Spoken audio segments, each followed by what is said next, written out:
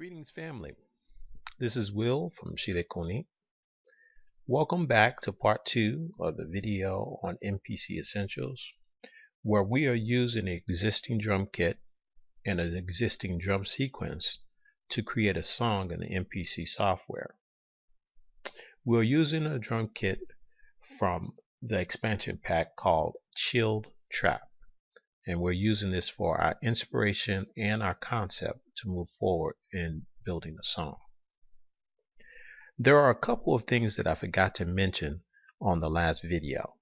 I forgot to mention the arrow at the bottom left hand corner where you can widen the screen and get rid of all of the file section there like that. That gives you a much larger canvas to work with, and when you want to go back, you just click it back. The other thing I forgot to mention is how to save a project. I already saved this project, but I can show you as a save as. You click here and this window pops up. I also forgot to talk about the programs over here. This particular program we don't need because there's nothing there. Okay, so we're just going to go ahead and delete it. Okay, that takes care of that housekeeping. Alright, because we only have 16 sounds or one track to work with, we will have to use our production skills to attempt to create something new out of the old. This sequence or beat is 4 bars long. So now that we have slowed down the tempo and utilized all 16 sounds, the next thing we need to do is elongate this sequence to 8 bars and copy it to several times so that we can work with each sequence separately. What we do here is we go over here to the sequence section, and you can see there's only one sequence here. What we're going to do first, we're going to increase the bars.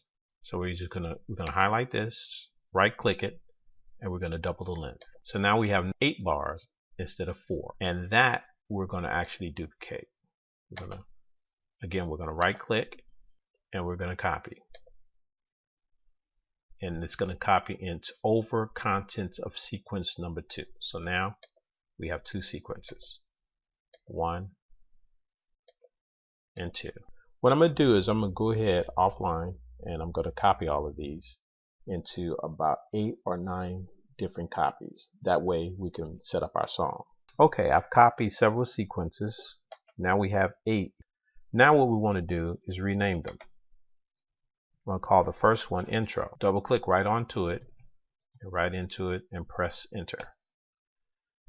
Then go to the next one. This is going to be called verse 1. And I'm going to name verse 2, chorus 1, chorus 2, a break, and outro. I'm going to do that offline as well. So we've named each one intro, verse 1, verse 2, chorus 1, chorus 2, break, and outro. There's one more thing that I want to do.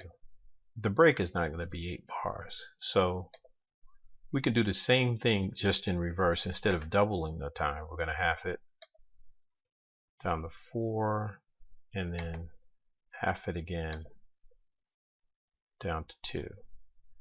Okay, so now that we've named the sequences and basically created our song structure, now we can add interest to the song structure by altering the instrumentation, the density of the instrumentation.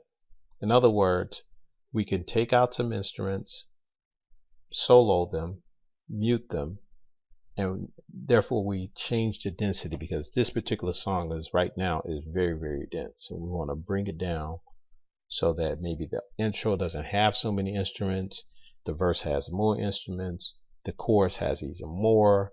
You break it down and then you bring it back and you kind of end it off like that. I'll show you what I mean on the intro. I highlighted 3 of the instruments, therefore all the rest of these are going to be muted and they won't play. It's only 3 instruments playing, so the density of the instrumentation is quite low. Alright, and a lot of times that's how we start off intros. I mean, it's not the only way to do it, but that's one of the ways.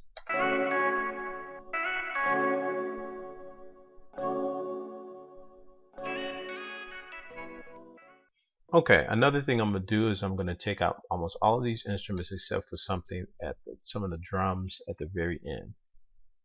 So we just highlighted, deleted them, and now we're going to unsolo everything and see how this sounds.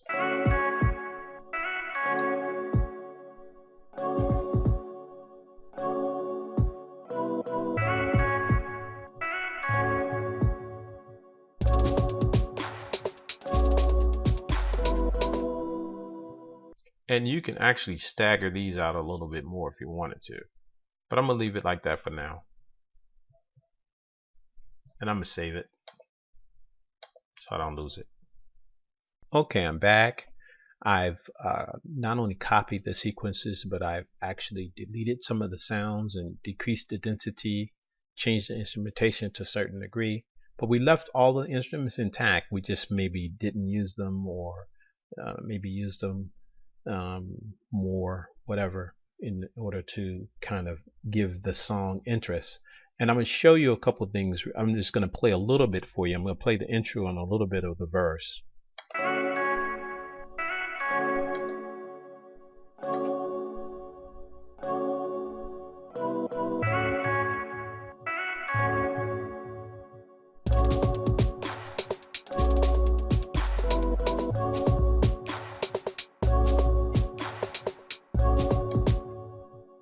As you can see, I can actually click the verse while the intro is playing, and it will show next. Let me just demonstrate it one more time.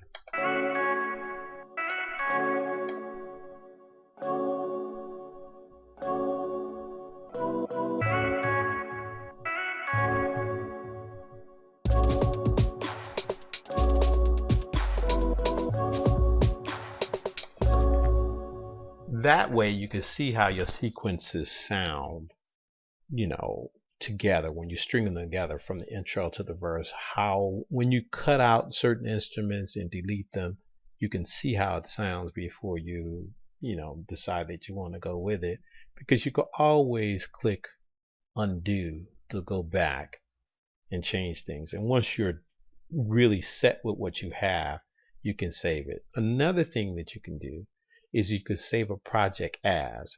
So if, say for instance, you've gotten pretty far with it and you feel pretty good about it, but you want to try some different things, then save as. If it doesn't work, then you go back to the original. That's a really, really good thing. So to wrap up this part 2 video, we used an existing drum kit for inspiration, the overall concept, which is chill trap. We used the melody, harmony, and rhythm that we took from the Akai sequence that was already existing here on this particular chill trap expansion pack. We doubled the sequences to make them 8 bars. We even halved the sequences to bring them down to 2 bars. But one of the things I wanted to tell you is that I realized that I actually needed 8 bars on the break, so it actually comes out to 8 bars here. And the final thing that we did, we showed how the next sequence feature works, which is really, really a cool feature for MPC Essentials. On our next video, we will put it all together into a song, mix it, maybe add some effects, pan left, pan right, and then probably export it as a wave so that we can further process it if you choose to in any other software that you will like FL Studio, Ableton Live, Studio One, Adobe Audition. Thanks for watching again, and please comment below.